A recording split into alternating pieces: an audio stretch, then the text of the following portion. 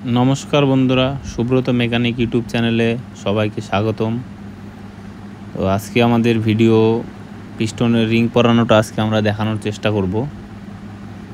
তো রিং পরানোর সময় একটা জিনিসই ভালো করে ধ্যান দিতে হবে, রিংটার যেন তিনটা মুখ একদিকে না হয়। তো সেটা আমরা দেখাবো কি করে লাগাই। প্রথমে গজাল পিনে একটু মোবিল করে নিব, বিয়ারিং একটু মোবিল দিয়ে লাগিয়ে নিব। কানেক্টিংয়ের বিয়ারিংয়ে কিন্তু মোবিলটা বেশি দেওয়ার দরকার নেই, হালকা করে দিয়ে নিতে হবে।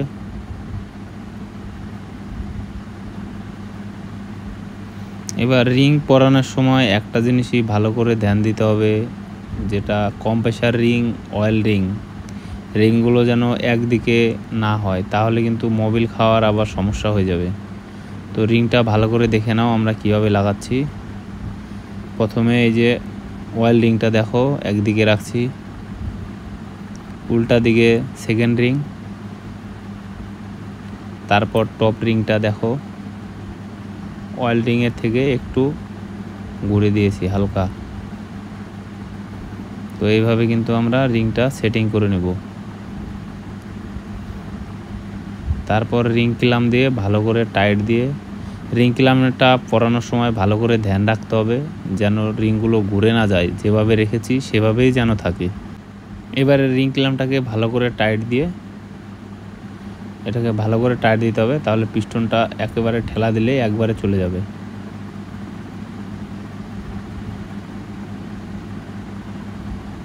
ভালো করে টাইট করা হয়ে যাবে, হালকা করে একটু বাড়ি মেরে নিব, তাহলে কি হবে, রিংগুলো ভালো করে বসে যাবে গ্রুপে।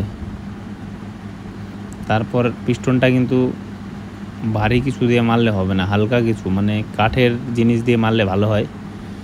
তো কাঠের জিনিস ছিল না, এই কারণে আমি হাতুড়ের ব্যাট দিয়ে মেরেছিলাম।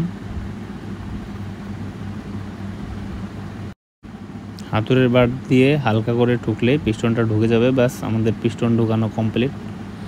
এবার নিচে থেকে শুধু চাপাটা লাগিয়ে নিতে হবে। চাপাটা লাগিয়ে সেটা একটা জিনিসই ধ্যান রাখতে হবে, চাপায় যেন বিয়ারিংয়ে মাখির দিকে মাখি যেন মিলে থাকে। আর এটা পিস্টনের একটাই সিস্টেম, সেটা পিস্টনের মুখটা, কানেক্টিংয়ের মুখটা ক্যামের দিকে ঘুরে থাকবে। এই জিনিসটা শুধু ধ্যান রাখতে হবে, বাস আর কিচ্ছু না।